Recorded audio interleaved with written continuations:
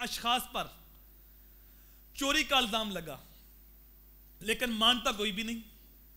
مقدمہ حضرت علی کے پاس آ گیا. آپ نے اپنی حکمت کے ساتھ ارشاد فرمایا کہ ایک دیوار کے اندر 3 سوراخ نکالو ان کے سر کے برابر اور ان کے سر دیوار کے اندر داخل کر دو. جب 3 سوراخ نکالے گئے تینوں کے سر اس کے اندر داخل کر دیے گئے تو فرمایا میری تلوار لاؤ. تلوار لائی گئی تو آپ نے کہا جو چور ہے اس کی گردن کاٹ دو. تو ان میں سے جو ایک شخص تھا اس نے اپنے جسم کو حرکت دیتے ہوئے اپنی گردن پیچھے کی. فرمایا یہ حرکت دینے والے چور ہے. چونکہ میں نے کہا تھا کہ جو چور ہے اس کی گردن کاٹ دو تو باقیوں نے جسم کو حرکت نہیں دی وہ چور نہیں ہے اور جس نے حرکت دی یہی چور ہے.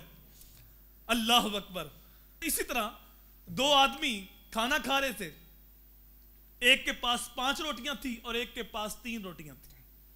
دونوں کھانا کھانے لگے مل کے. تیسرا شخص گزرتے ہوئے وہ بھی رک گیا تو اس کو بھی کھانے کے اندر شامل کر لیا گیا. اس نے بھی کھانا کھایا تو اس نے جاتی مرتبہ 8 درہم نکال کے دیے. کہا جو میں نے کھانا کھایا اس کا معاوضہ ہے. اور جس کے پاس 5 روٹیاں تھی اس نے 5 درہم رکھ لیے اور اسے کہا تم 3 درہم لو تمہاری 3 روٹیاں تھی. لیکن وہ کہتا ہے میں تو اتنی دیر تک راضی نہیں ہوں گا جب تک تم آدھے مجھے نہیں دو گے. مجھے بھی 4 درہم دو اور 4 آپ لو. سمجھایا لیکن بات نہ بنی. معاملہ طول پکڑ گیا. فیصلہ حضرت علی کے پاس آ گیا. حضرت علی نے کہا کہ 3 درہم مل رہے ہیں یہ کافی ہیں لے لو. اس نے کہا نہیں مجھے 4 درہم چاہیے. جو میرا حق بنتا ہے میں پورا لوں گا. آپ نے کہا جہاں تک حق کی بات ہے پھر تیرا حق تو 1 درہم بنتا ہے. اس نے کہا کیا بات ہے وہ مجھے 3 درہم دے رہا ہے اور آپ نے ایسا فیصلہ کیا کہتے ہیں کہ 1 درہم بنتا ہے. آپ نے کہا آپ نے حق کی بات کی حق کے مطابق تو 1 ہی بنتا ہے. تو کہا کیسے؟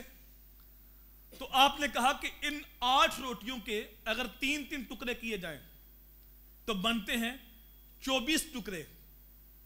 اب یہ تو پتہ نہیں کہ زیادہ کس نے کھایا کم کس نے کھایا لیکن آپ تینوں نے مل کر 24 ٹکڑے کھائے ہیں. ہر ایک کے حصے میں 8 ٹکڑے آتے ہیں.